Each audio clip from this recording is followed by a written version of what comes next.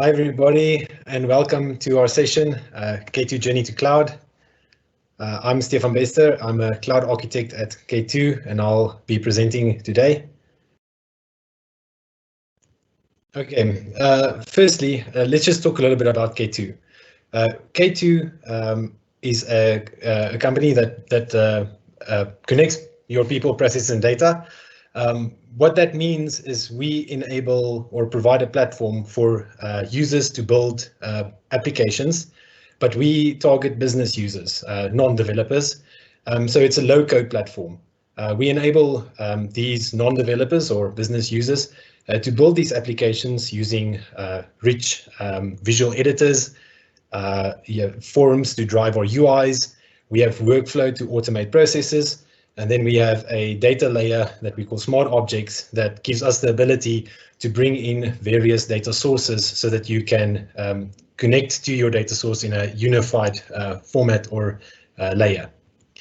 So that's what we do, but it's also important to know who we are. So K2 has 4 core values. They are innovation, customer success, brilliance, and together. What that means for us is we challenge ourselves to think big and do big, and we have the guts to go for it. We are a partner to our customers, enabling them to do things they have never done before. We are experts in our field, continuously growing and choosing to set the example in our actions and attitude regardless of who or where we are. And win or lose, we do so together and we celebrate along the way. We have an informal saying at K2, always have fun. Okay, so a little bit about the product. As I mentioned, we sell this platform that enables you to build your own applications. K2 has been around for a very long time, and for the majority of our history, we were traditionally an on-premise server architecture that eventually grew into a monolith. So we had products K2 Black Pearl, K2 5, and most recently K2 Platform Classic, which all caters to this on-premise need.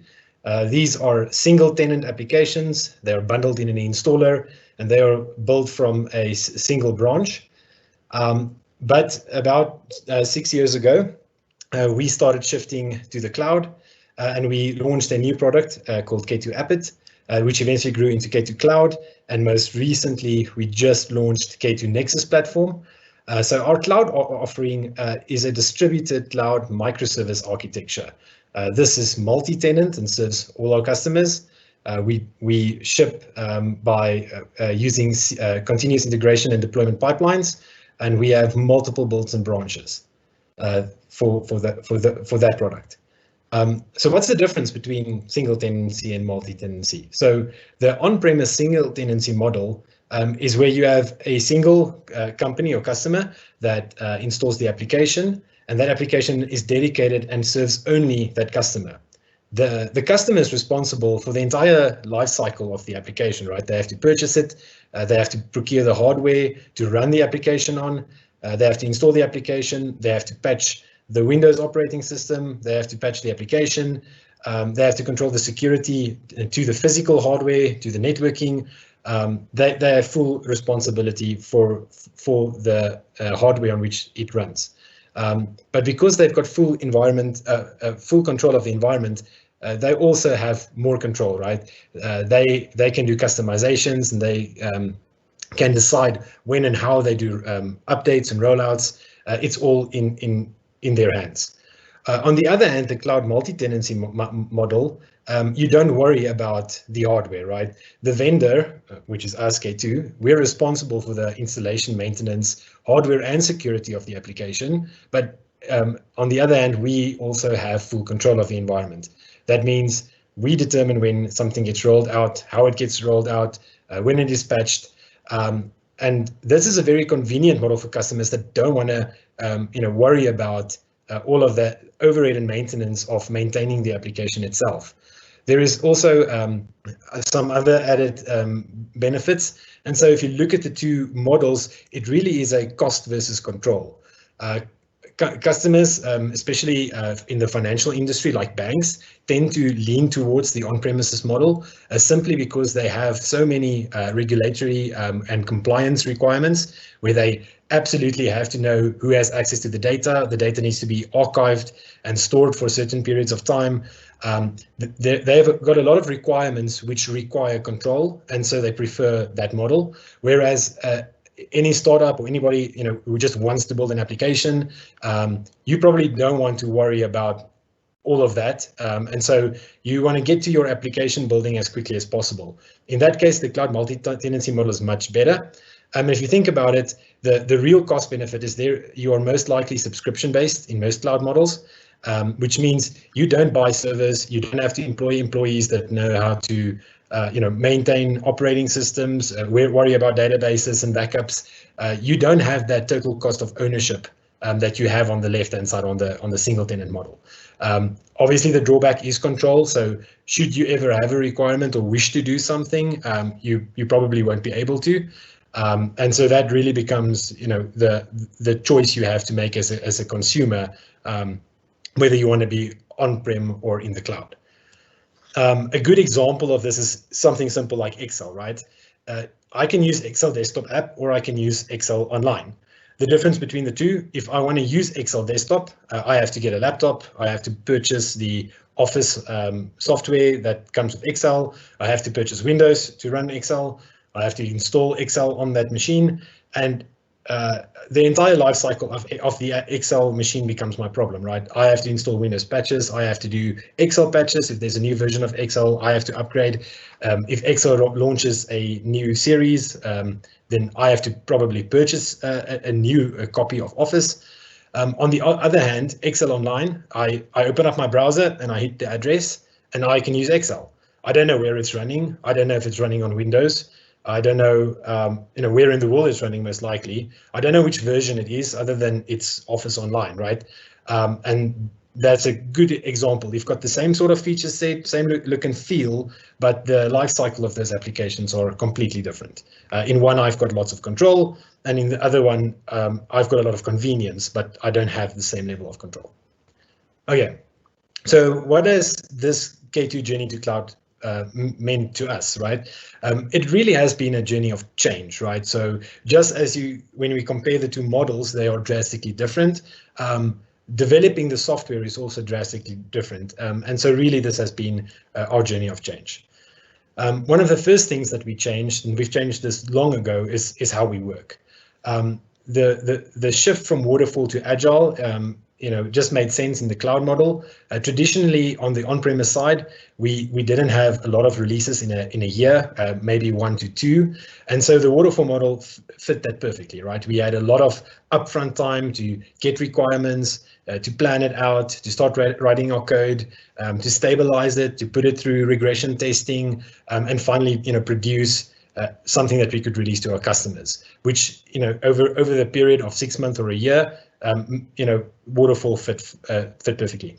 The problem is on cloud, where you really want to get your software to your customers as quickly as possible, and you're not releasing to a single customer, you're releasing to your entire customer base. You want to get code out as quickly as possible. It could be a bug that is, again, if you think about the Excel model, a bug in your software possibly affects an entire region, entire data center, maybe the entire world, depending on how you deploy your app. And you want to get that bug fixed as quickly as possible, which means you really need to be able to ship your code as quickly as possible. And Agile really lends it to that. You have this iterative development cycle. The focus is on breaking down work as small as possible, which enables you to deliver value as quickly as possible. So in a cloud model where you've got multiple deployments, you're deploying multiple times, throughout the year, maybe multiple times throughout a month. The way you break down your work in Agile just makes more sense, and you would really struggle to ship software in that fashion on a waterfall approach. The next big shift that we had to do is how you design. Obviously, architecting a application that runs in a monolith server architecture is drastically different to a microservice model. You have many more moving components, many more interactions and communication layers than you would traditionally have. And so a lot of thought and time had to go into how are we going to take this product that we have that has been traditionally a single server and start breaking it down into components. Then we also changed how we code. So obviously, again, we used to be very on-prem focused. We're mostly focused on Microsoft.NET. So our Blackpool software was coded Microsoft.NET 3.5 and 4. And we use SQL Server as our database layer. We also had ties to Active Directory for identity. And we used TFS Server with Team Foundation version control to develop our on-premise product. On the other side, with the microservices approach, we were able to adopt bleeding edge technology, and we are currently running on .NET Core 3.1, which is the latest released version of .NET Core. And we started, changing the technologies we use. We shifted from Team Foundation version control over to Git. We upgraded, TFS to Azure DevOps pipelines, and we changed the storage layers we integrate with. We use Azure SQL Database, all of the Azure storage technologies, things like Azure Blob, Azure File, Azure Table Storage, Azure Queues, Azure Event Grid. We're using Azure Functions, Service Fabric as a backend cluster, and we are on the latest Angular on our front end. We're also moved away from Active Directory. In the Nexus platform release that I referred to previously, we have adopted OpenID Connect as our identity standard. We also use System for Cross-Identity Management, for cross-domain identity management for our identities. So with this smaller code basis and new approach, we were able to adopt new technologies, and we continue to invest in and investigate in the new technology space. We also shifted how we test. I did mention it before, but during a waterfall type approach, you traditionally have very long regression test cycles. You also spend a lot of time doing manual testing.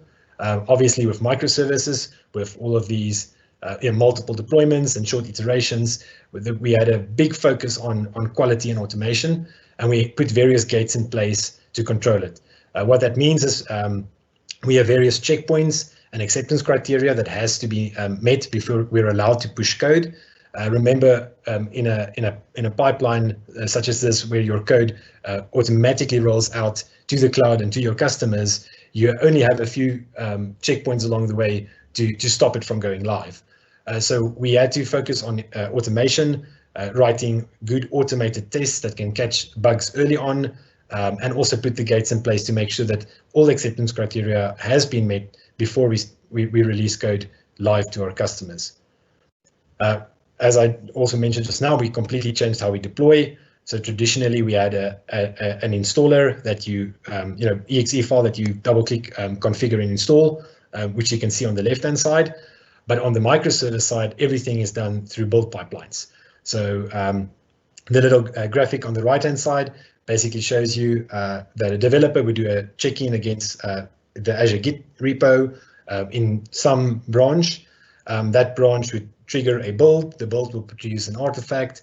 The artifact would go through some approval process before it is eventually released to live into an Azure App Service, which means it's live in the particular silo that you're deploying to.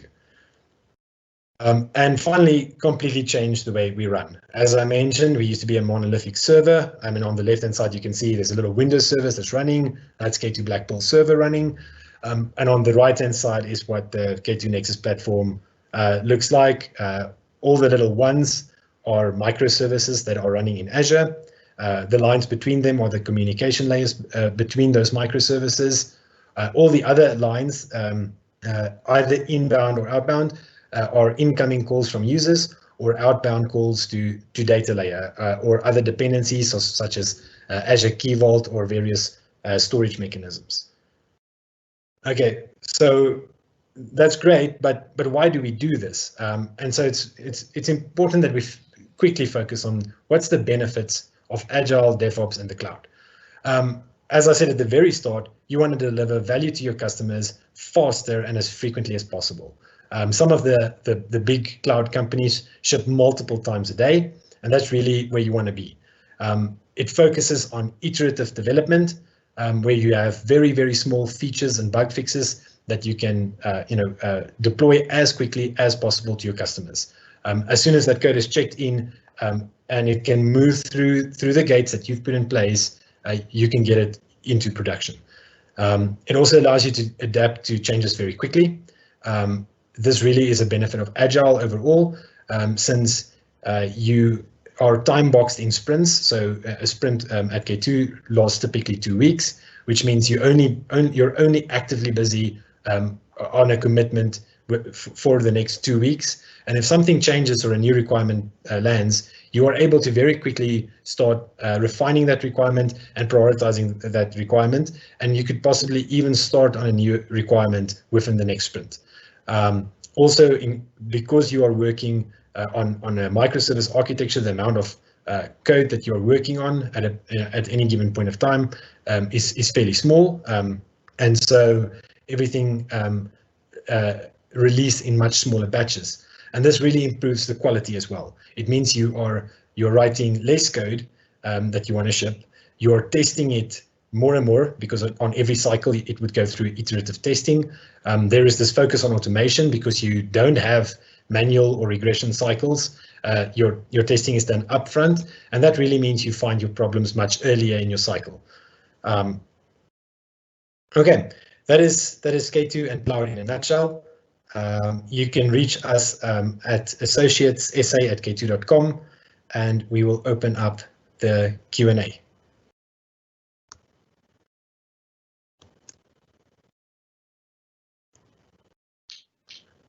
Right, thank you.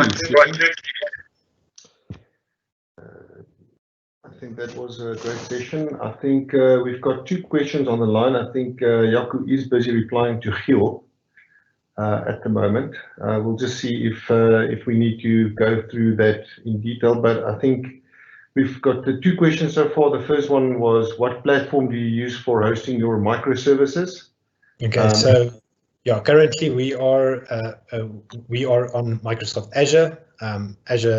Since I mentioned, we are mostly a Microsoft development house, and we have been on Azure since we started with the K2 Appit product.